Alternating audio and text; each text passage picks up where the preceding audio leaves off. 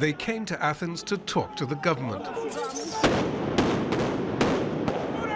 But this was the nature of the exchange: tear gas for stones. More violent protests on the streets of the capital. Once again, the police, the focus of anger. The Agriculture Ministry remained barricaded, and workers peered down at protesters from their offices.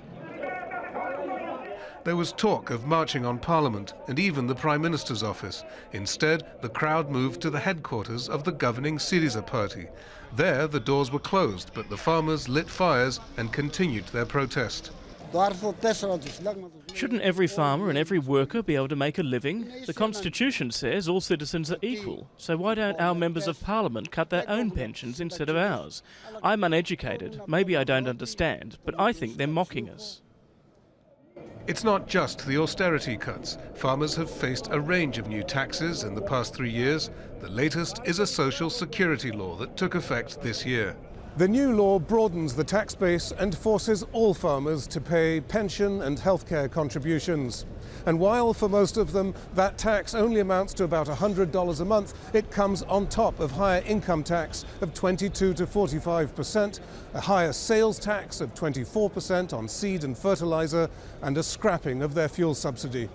The government is in the middle of a delicate negotiation with its creditors, the Eurozone and the International Monetary Fund, over how much more to cut from government spending in 2019. It appears unlikely that it can offer any sweeteners to farmers or anyone else.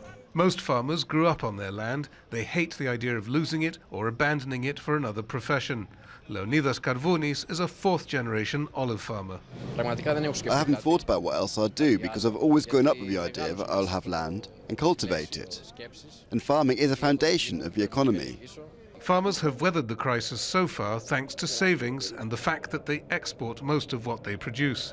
But now, those of them with small landholdings say they may not survive. Psaropoulos, Al Jazeera, Athens.